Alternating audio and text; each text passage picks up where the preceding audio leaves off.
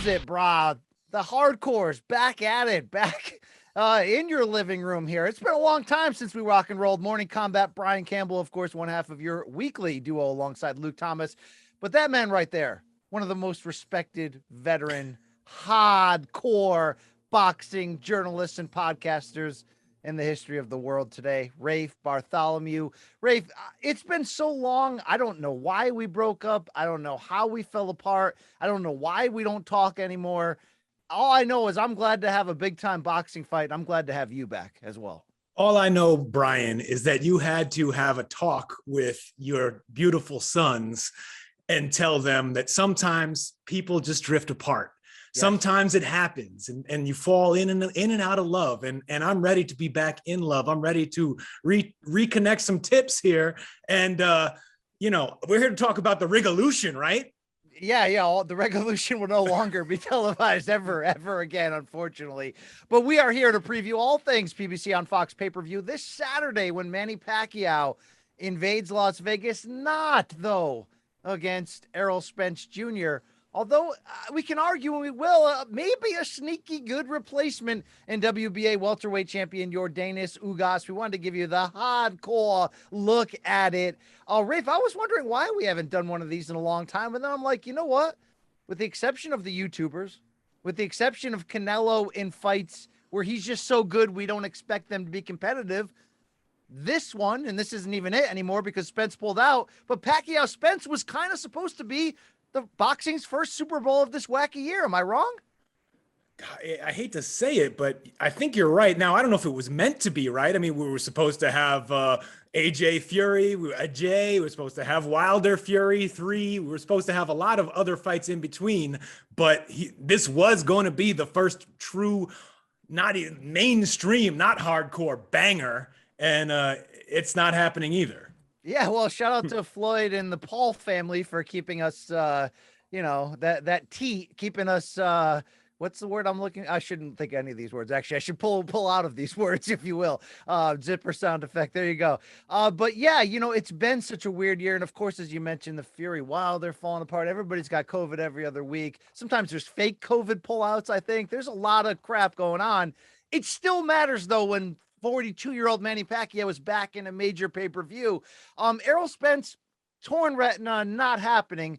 Before we then move on to all things Ugas and have a reason to get you and I back together and look ahead to a big fight, what's your biggest lament from Pacquiao Spence not happening? What was that thing you were most looking forward to see when those two were supposed to touch gloves that once again, we can't have nice things in boxing. Bad luck hit us pretty hard here.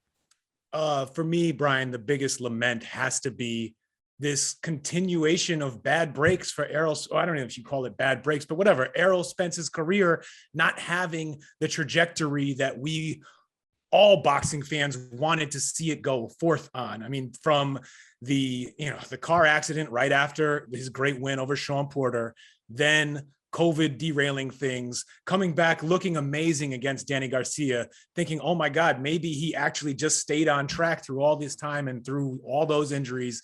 And then now this, and a torn retina, as I'm sure you've discussed and people know, is not a minor injury for a boxer. It is still career threatening. It's not quite as bad as it used to be, but it's still a scary thing that will be hard to come back from. And the years are now ticking away on what I think we hoped for. I mean, since 2014, I know you have gone deep on this tape and on this story, Brian, since 2014, when he sparred Floyd and gave him some trouble. 2012. All right. Well, see, yes. I told you went deep.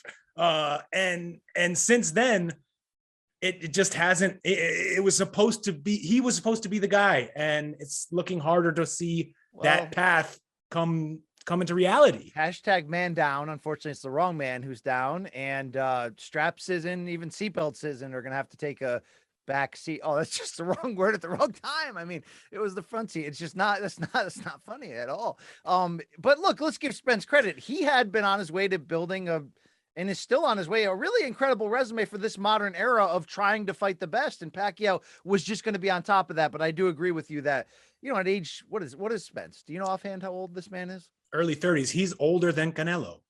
Yikes. He is, among the 3 or 4 pound for pound best in the world. Yes, we don't know if he's the best welterweight of this era until we see him fight Crawford, but he had been doing more, meaning fighting Kell Brook, fighting Danny Garcia, Sean Porter, Mikey Garcia, Team Spencer, it don't make sense, than anyone else. And to try to claim that, he's going to have to take a step aside. We'll see what happens to his future health. I hope, man, he can bounce back like he did from that death-defying accident, which was no joke at all. Now, the good news, I say it's good news. It doesn't have the same star power, doesn't have the same sex and magic.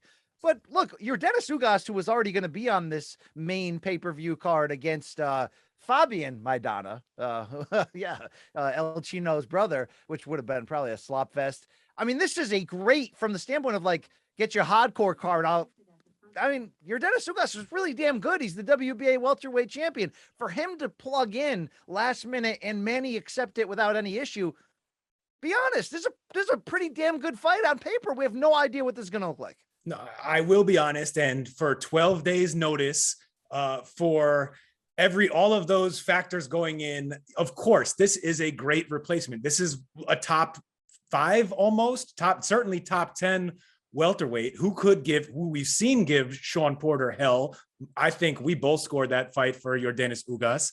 Yeah. And many guys did the same. And Brian, who blew that knockdown at the end? Who didn't call that in round 12 against Porter when they should have? Which one of your boys was that? I don't know.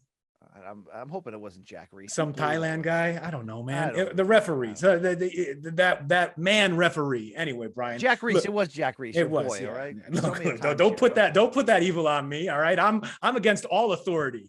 And anyway, Brian, no. So in terms of quality of opponent on short notice, this level of replacement, and it's still, look, do I have to break out my 10-year-old Pacquiao hand sanitizer, my Pacquiao produce box of broccoli? I don't have the broccoli anymore, but I still got the box. I don't believe you're drinking hydrogen infused next level Pacquiao water like I am, bro. Okay. Cures hangovers. Let me just say, who sent that to you? If I could get some free garbage, then I'd drink it too. Oh, stop. How dare you? Anyway, Brian, it is a extremely high level replacement, but Errol Spence was the beluga caviar that none of us will ever taste in our lives, the creme de la creme. And now we're getting like a great Peter Luger steak as a replacement. So, hey, that's a great meal, right? I haven't eaten that either. I don't know if you have, but it's still out of touch for most of us. Ruth Chris level of no, I would give it better than Ruth Chris. I mean, look, I don't want to talk down on Ruth Chris here. I know, look, I mean, hey, it could be, if you love Outback, that's cool too. I'm down. But another hot beef injection. Yeah. Yeah, I'm saying this is a very, very excellent grade A, FDA approved, Cuban approved hot beef injection. But what we had before was one of the very best fighters in boxing, a star already who was about to get launched even onto a higher platform. And it's hard not to feel an enormous come down from that, regardless of how good Ugas is and how impressive it is that both these guys are taking this fight on 12 days notice. All right. Have you felt this shift in the last, I guess, 2 years, because 2 years is the time since we've last seen Manny fight. And let's give him full credit when he came back in 2019 at age 40, beat Adrian Broner on pay-per-view, and then beat unbeaten Keith Thurman and won a welterweight world title and became a top 10 pound for pound again. And we're just like, holy crap. So what I'm trying to ask you is this shift of adding to Manny's legacy. I think you'll agree with me. When Manny lost to Floyd, I think we were like in 2015, that's the peak of his legacy. And his legacy is incredible. 8-division world champion, the number 1B guy of this era, the one of the greatest of all time when you consider the rising in weights and the series with so many great fighters, Marquez and Morales and Tim Bradley. I mean, just what a career. I didn't think we were going to add to that. So you add to that the third win against Bradley, and then, he just beat Keith Thurman. I feel like entering what should have been this fight, the Spence fight, you had more people saying for the first time, like, do we even have a rightful grasp on what Pacquiao's true legacy is? I'm seeing Max Kellerman in the last year for the first time really go, hey guys, hold on. Pacquiao might actually be the GOAT and no one's talking about it. I personally shoulder and saltwater fix notwithstanding, do not believe Pacquiao can eclipse what Floyd did, because they did finally fight head to head and Floyd beat him, and I thought solidly. But when you're adding the potential of these late victories and even adding a prime champion Ugas if Pacquiao beats him on Saturday, dude, that's a lot for a freaking 42-year-old on a 2-year break. Like, this is mind-boggling. Do we, considering we thought we secured and tied the knot on Pacquiao's legacy in freaking 2012 when he beat Margarito, or 2011 or whatever, like, do we even know Pacquiao's true legacy when he's 26 years into this, dude, and he's still challenging himself? Like, he took this challenge on like 8 days notice. It's crazy. Brian, he's arguably the last of his breed, the last of this kind.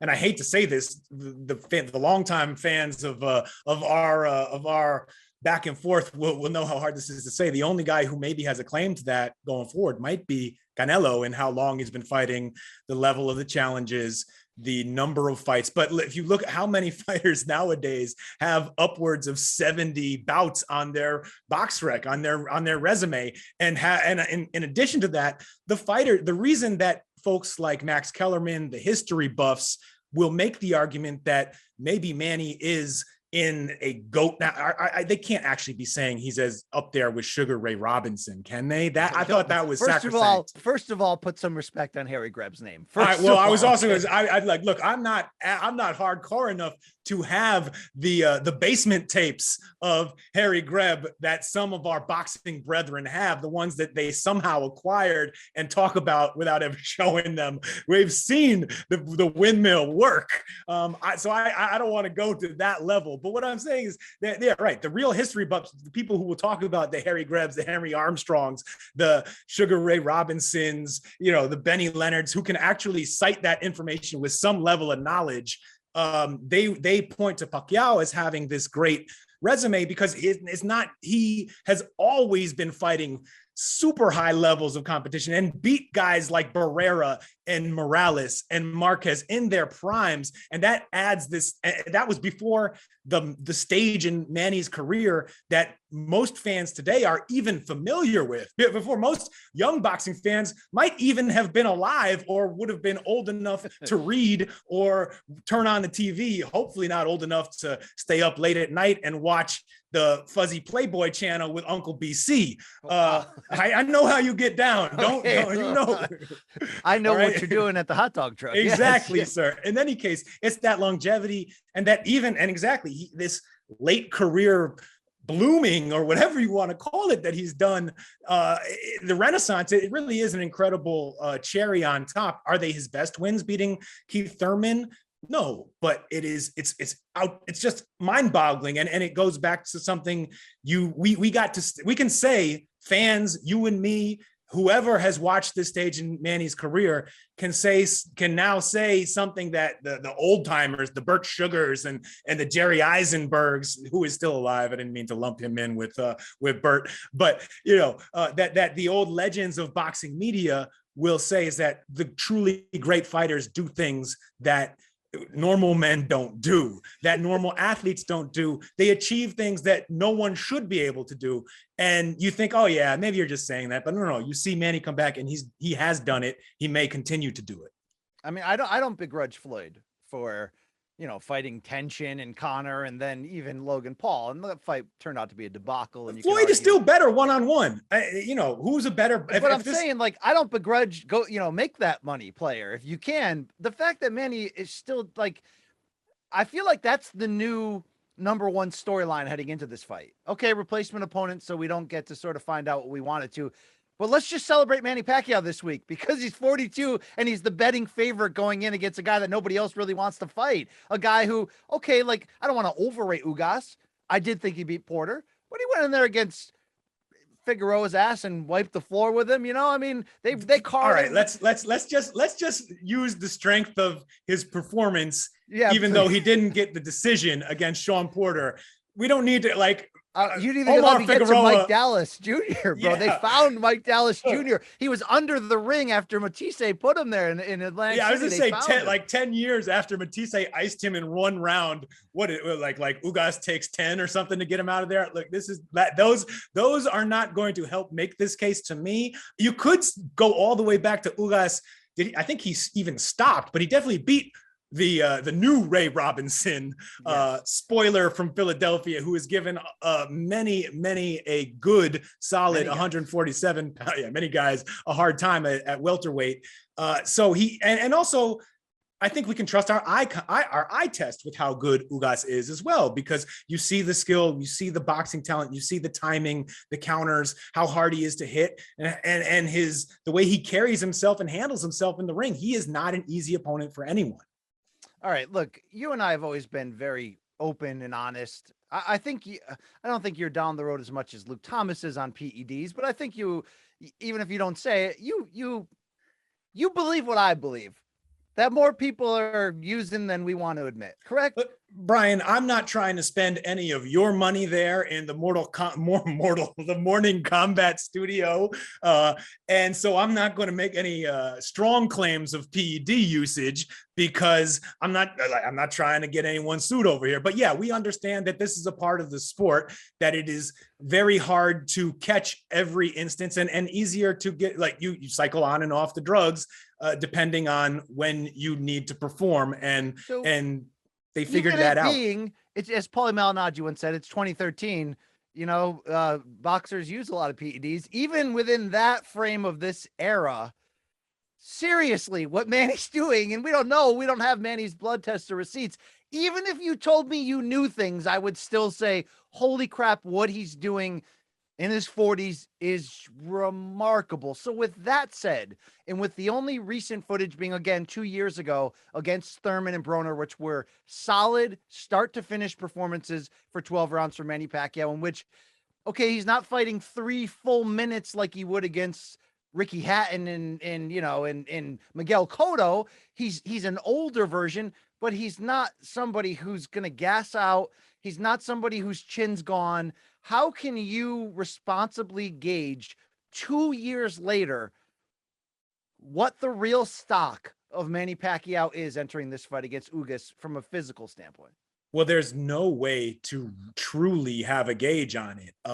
We've seen in this later part of his career, Manny has had nights and periods when he looked flat, right? After the Mayweather fight, when he fought Jesse Vargas, when he fought Jeff Horn, that didn't look like quite the same level of explosiveness. And then he took a nice dip in the waters of Sarangani Bay, healed the shoulder up, got his body right, did whatever he had to do, came back, and all of a sudden looked more like the young Manny against Matisse, and has carried that on against Broner and against, of course, Keith Thurman in the most impressive performance 2 years ago. But still, that's 2 years ago for someone who was already 40 years old at that time. He's turning 43 in December. It's reasonable to suspect a little bit of drop off. We're both in that age range, and I'm afraid of what I'm going to look like and feel like in two years from now.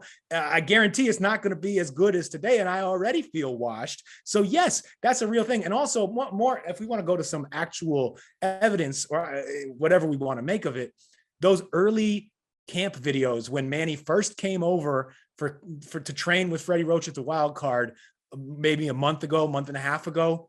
Did he looks, that's the slowest we ever saw him look. Yeah. I mean, it's hard, man.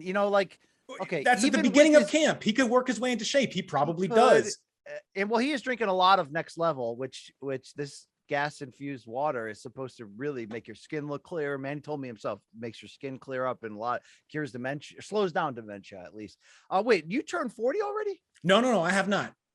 This is 30. This is what 39 looks like, baby. Oh, okay. I was going to say, because you're not even coloring that. You're all natural. Yeah. I don't need any of that Clyde Frazier, Karl Malone, just for men. Like, I'm good. Did you happen to see my I've gone too far moment in Las Vegas when I did the 68 comeback special, Mauro Ranallo, dark black by accident? And look, unless you're out here rocking like the 90s SNL opera man center part cut like Mauro, I think you're a step ahead of the game. Do the drapes match the carpet at least?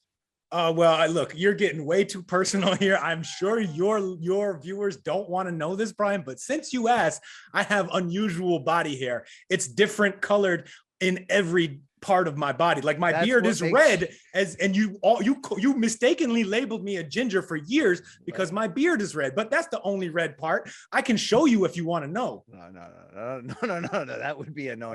I have a team that analyzes the tip. Yes, please. Moving back to this, even with Manny's late greatness, like we all thought he was washed against Jeff Horn. He took a beating against a bigger guy. But I think we all accepted after the fact. He also won the fight. Oh, stop that. Okay, I scored the draw. I'm just not okay. The only truther I am in that fight is that Jeff Horn did better than Teddy Atlas would tell the world that he did. Okay. But here's what I'm saying. After the fact, Freddie explains that as, look, he was a senator during that stretch. He didn't train that hard. He thought it was going to be an easier fight. That's some of Freddie's words, some of my words mixed together. I could buy that. When you're old, you do have to make sure you put in the perfect camp, right? You can't undertrain. You can't overtrain. You're going to F up. There was jet lag. There was all that. Okay. But even with all of that and him coming back against Matisse, which is a fool's gold win, but whatever, really the Thurman fight should have been the bridge too far. That should have been the, okay, old guy biting off more than he can chew, and he passed the baton to the next generation. He was just too great. And I still, to this day, I know you and everyone else disagree on my Thurman 7-5 scorecard, but I will tell you to this day that that's actually arguably Keith Thurman's best performance. I know he beat Danny and he beat Porter. Porter performance more impressive, but I thought my point is to tell you he didn't fight that fight because Keith Thurman's a sissy. He didn't win that fight. He won that fight because Manny brought it. Now I'm like, okay, was this fight, whether it would have been Spence or it will be Ugas, is this the bridge too far fight? Slow footage, 2 years away, 42. I mean, one of these days he's got to look freaking old, right? I can't believe it's this time, man. And neither can the betting oddsman. Well, of course. Well, look, if he were fighting Errol Spence, I think we would be having a different conversation right now in terms of previewing this fight. That is biting. I do believe that is biting off more than he can chew at this stage in his career, with Spence's, length, with his size, with his activity, with his youth, with his power. It just, that is, to me, was too high a hill for him to climb at this age. Ugas is a different kind of fighter, and I think the matchup, I think, favors Manny in a way that the matchup with Spence definitely didn't. And it also, it's also something where he can, like I think, even though it's short notice, he's back to fighting an orthodox fighter, no longer having to deal with a southpaw. He doesn't fight a lot of southpaws. Manny is southpaw. His style is very effective against orthodox fighters. This is lining up for him in a way that I'm more likely to believe that whatever state, as long as he can get to 80% of the Manny Pacquiao who fought Keith Thurman, I think he can win this fight. All right. In Ugas' favor, he's a big welterweight. He's more aggressive than the typical, stereotypical elite Cuban, who, with the exception of Yordenis Ugas, who does bring it, we know the history of elite Cubans in big fights. Erislandy Lara versus Canelo, Rigondeaux versus anybody not named Donaire, and even most of the Donaire fight is the whole point. And look, it's good timing with Showtime's main event last Saturday with Rigondeaux losing to John Real Casimero, Filipino. And, and I'm the only guy standing on this hill defending Rigo, and my DMs are a slaughterhouse. But with that in mind, I do think Ugas is busier than the traditional Cuban artiste who likes to paint these great pictures of dominance, but doesn't do enough to stamp it home. But how much is that a factor in the narrative of who actually wins this? Even if Ugas has moments where he's out, let's say he's outclassing Manny. I can't even put my head around that. No one outboxes Manny, not named Floyd Mayweather. It's just the truth, right? So unless you're a Marquez counterpuncher who's going to stand in there, punch with him and take the damage, or unless you're bigger than him, like we saw Jeff Horn do, it's hard, even if Manny's a step slower than we expect, to imagine Ugas walking him down. So will the narrative of elite Cuban fighters sometimes not throwing enough to convince the judges, is that in play entering this fight, given everything I just said? Oh, I think it is very much in play as well. Yes, I agree with you that that Ugas does not fight quite like Guillermo Rigondeaux. He doesn't. Look, I guess we could ask our friends at CompuBox. Shout out to Dan Canobio and the whole crew over there. who's the more active fighter between Ugas and Lara, but that is sort of the level of engagement I expect in your average Ugas fight. And he is content to stay on the outside and outbox someone if he can. I think Manny is going to test that. One thing, look, Manny, because of his size and because of his style, is going to dart in and out of the pocket and look to land nice little combinations, then pop out, take some time, get his wind back, and then come in and land another flurry. Those are flashy, those score. And when he lands, as we saw against Keith Thurman, they're still very powerful and can hurt someone real bad. The thing that Ugas, I think, will have going for him is he's pretty sharp. He may be able to counter Manny on the way in. He's got the length. He has the timing and the eye to pull off some of that. But will it be enough? Will he be able to land shots that deter Manny from taking those risks, from basically doing what we all recognize as a Manny Pacquiao performance, where he is moving in and out as well as dipping it both ways at the hips, throwing that little drop step left hand, following it up with sneaky, sort of that 1-2-1 that comes back with a lot more power with the second right hand. All of those moves, I think Manny is not going to be deterred to the point that he won't use all of that's in his arsenal. And if he does, I think he'll land the flashier blows. He'll definitely have the crowd oohing and eyeing for all of that, because it will now be an almost entirely Pacquiao crowd. That, like, the Cuban crowd, unfortunately, does not even show up in South Florida to support Cuban fighters. They ain't flying to Vegas for Ugas. No.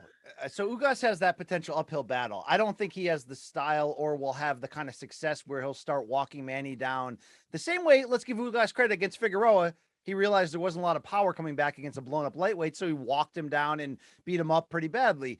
Is it more likely, in terms of extreme scenarios in your mind, though, that Manny like it's similar to the Mosley fight, where Manny knocks Ugas down early and Ugas goes, "Oh shit, I didn't think I was getting into this," and then goes into a shell and Manny cruises to a decision like he did against Vargas, where he's like, "I'm quicker, I can outbox this guy, I'm not going to get in any trouble"? Or is it more likely and Manny gets old overnight and we have a fight similar to what we had in the Horn fight, where we didn't think it was going to be a fight and it turned into an actual fight? Like, that was a freaking fight. Manny had to do this if he had to do Manny things again. I mean, it was a fight. It wasn't Marquez 4, but it was a fight. In terms of extreme scenarios, what's more likely here? I mean, it really depends on if you think he's going to get old overnight. And I don't know who can guess that with any kind of accuracy. It's definitely a possibility, given his age, given what the last 2 years have been like in the world, the lack of opportunities to train, to get fights, to stay warm. I mean, he's sparring with your man, Ivan Redcock, who is not, I don't know what's that going to get him ready for, a fight with one of Roy Jones's chickens. I mean, I don't know. So he's Manny, but that's the question. We're waiting to see what Manny is going to look like in this fight. If he looks like Manny, I think he's going to win fairly comfortably. Not that Ugas won't look good, won't make him work at times, won't land some good counters, but it's not going to be enough. He's not going to keep up with that pace, and he's not going to come back and take the fight. For the most part, athletes are who they are. Fighters are who they are. Yes. And even though we can say that Yordenis Ugas is not quite the stinker that the great Guillermo Rigondeaux is, he still has that in him. He still does. He's not going to go seize the moment, I don't think. And if he does, God bless, prove me wrong, because then we will have a much better fight on our hands, and potentially a great fight. All right, best case scenarios here for Ugas, aside from that scenario we just talked about, where he throws early and Manny is a legitimate step slow, like he has dropped off and Ugas can kind of do things to him, right? Combinations and whatever. I think the best case scenario for Ugas is that he is smarter, and he's a very, very strong defensive fighter, and he keeps a high guard. Let's say he's smarter and more elusive than we expect, and he's able to frustrate Manny while landing clean counter shots and can make this a chess match. Is that his best case scenario here? Short of finding an old Manny to try to out slick and out chess Manny. I still, again, have questions that the judges will accept that. And I have questions that Ugas will throw enough punches to give him a reason to accept it. But I could see that. I could see us getting to the midway point in the fight, and it's 3-3. And Ugas has rounds where Manny with the jab and the explosions are taking over, but then Ugas has those flip side rounds where he has slowed that pace down and he's got making Manny think. Let's give him his credit. He can do that. Absolutely. I think that's a one of the likely scenarios for how this fight plays out. Unfortunately for Ugas, I just don't think that adds up to a win on the scorecards in this case because of who he's fighting, because, he's fighting a legend in Las Vegas where Manny has fought, for most of the last 20 years of his career, minus a random night in Malaysia and one down in Brisbane or wherever they fought down under for the Jeff Horn fight. In any case, this Vegas is going to be Manny's town, both in terms of the crowd and the judges and everything else that could possibly weigh in his favor there. And it's one of those things where when you're fighting, if you want to win a close fight against a legend, you don't want to edge it. You want to do more. You want to go the extra mile. And I don't know if Ugas can and will do that. I wish you could get in Ugas's ear and say, look, this is your chance. This is your chance at not superstardom, but this is your chance. Dude, you retire. Yordenis, you retire, Pacquiao? Are firemen. Yes. Go for it, bro. Be willing to get knocked out to have a chance to win. I wish I could say that to every fighter. Obviously, easier said than done. I'm a keyboard warrior in a basement. But when you sign up for it and you're on a pay-per-view, you got to be coming. You got to be coming to win, bro. And I don't think he's Lara or Rigondeaux in terms of skills where he can paint a masterpiece. So I think you and I are both headed to the same prediction as we sort of round this out. Pacquiao by decision, and we'll be praising it. Damn right we'll be praising it at 42 in a weird way. For all the crap of all the boxing belts, and the WBA is a cesspool of that, this is kind of fixing the champion and recess super champion, elevate Ugas. Manny's mad that they won't give him his belt back, so now they're just going to fight each other to find out who's the real WBA welterweight champion. That's almost real boxing right there, right? Whoa, great. Let's all stand up and give the WBA a round of applause, because they are really killing the game these days with their fixed fights and racist judges and just knocking it out the park. The alpha belts are trash, and it's part of the sport these days. But in terms of like how the fight will play out, I'm with you. I think that Manny will look like himself, or a decent version of himself. I don't expect to see him come in completely flat, moribund, just doesn't have it on the night. At his age, it's possible, but we haven't seen it really before. Even when he has looked flat, he has beaten guys like Jesse Vargas, and he has arguably beaten guys like Jeff Horn, who was bigger and roughed him up and had a home advantage and all that stuff. So he still will have, and that's the thing. The one thing that snaps Manny out of a slow night is someone bringing a fight to him. Then all of a sudden you are going to revive all those juices. He's going to start pounding the old Clito Reyes gloves together, and he's going to go after it. That's my glove, the glove of Clito Reyes. And gloves of Clitoris. Yeah. Yes. Be careful using Manny and Juicy in the same sentence. Those are punchers' gloves. And if Ugas does end up getting an advantage, starting to take the fight to him, I think that brings out that extra level of determination and will, that wild Manny Pacquiao that we don't see as much anymore, because he knows how to sort of control it and only brings it out when someone forces it to. But it's there, and we've seen it come out before, and it can come out again. It just adds up to a decision in favor of Manny that I hope. Look, my hope is that if that's how it plays out, it's a win that we do feel good about, that we don't say, well, it's kind of like that third Marquez fight where the business wanted him to win and it was close enough, so he won anyway. But if you put a gun to my head, I'm going to tell you that Marquez won that fight, and I'm going to tell you that maybe Ugas won this fight. I don't want that. I want, if Manny wins by decision, like I think he will, I hope that it will be a legit decision. I hope one day Eddie Reynoso puts a gun to my head and I can tell him that I watched Trout beat Big Red. I watched Lara beat Big Red.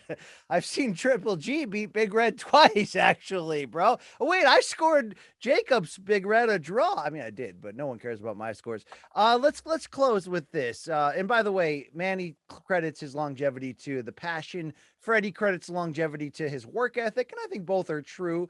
There are other factors. Maybe he does have the most jacked calves of all time. About what's next, or if there's a what's next. Freddie told me on this show he thinks Manny's going to run for president and win, and he thinks Manny's, goodbye to boxing for his legacy would be to win a fight as sitting Filipino president. I brought that up to Manny. Manny said, no, no, no. It's still fight by fight. Let me see how I look. Let me see how I feel. I can't tell you what the future is. I think the biggest lament, although we're getting a decent substitute here, is that if we don't get Pacquiao Spence now, we may never get it. How many times does Pacquiao fight again? And is it dependent upon winning or losing here? Well, so if he were fighting Errol Spence, and in that fight, I would have predicted that he lost, possibly ugly, hopefully not, but whatever, that fight's not even happening.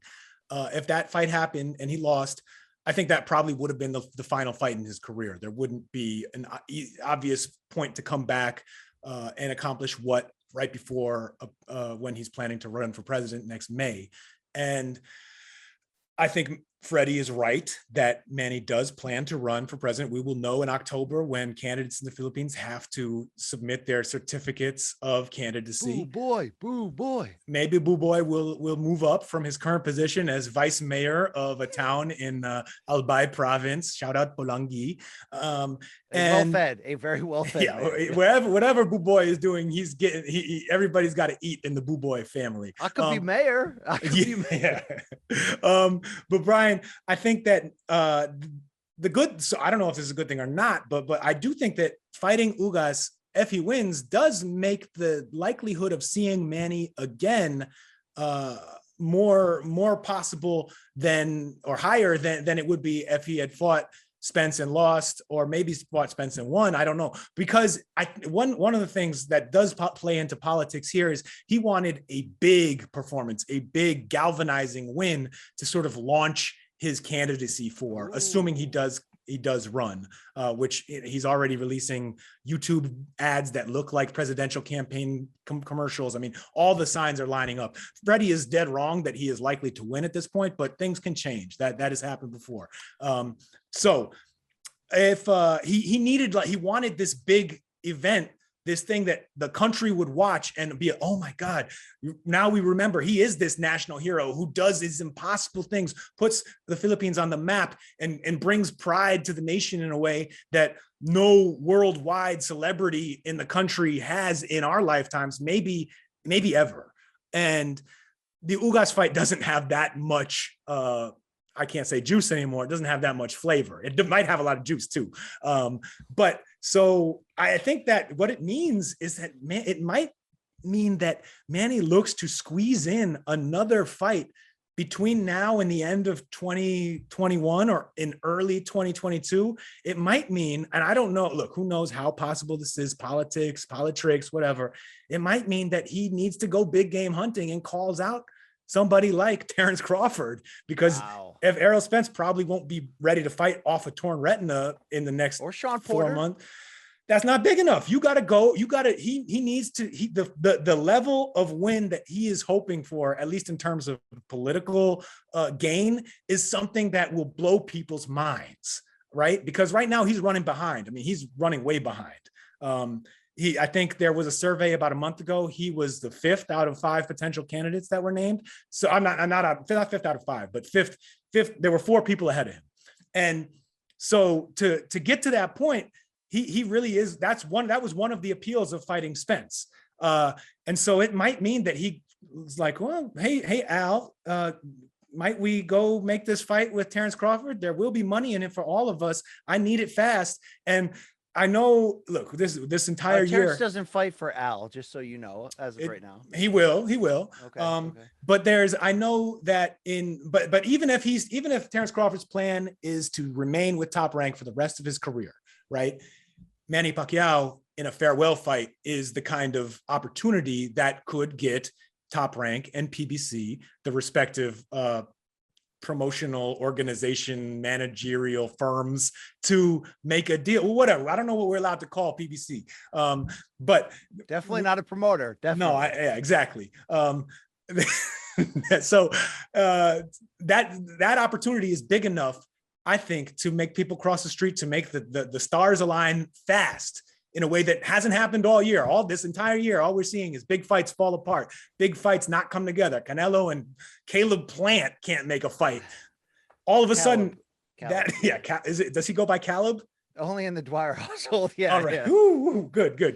And all of those factors, I think that it does make it more likely if Manny wins, that he looks for another fight, another big fight. Ideally, look, for as a fan, or in terms of what's the biggest fight for the sport, you immediately go to Crawford. You're right. It might not be Crawford because of some of the obstacles. I mean, there. Porter's big enough.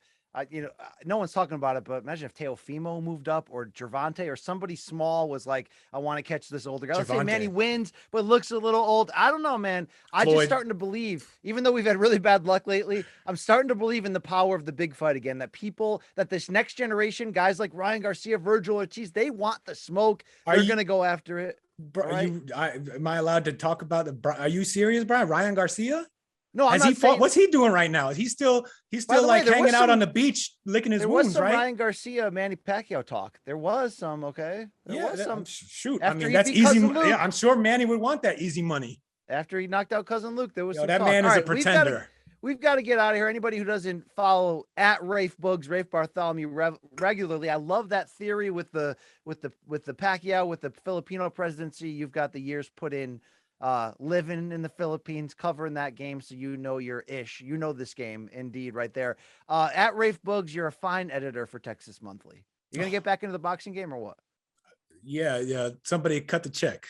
All right. I'm gonna close with this question. You have 30 seconds or less to answer it.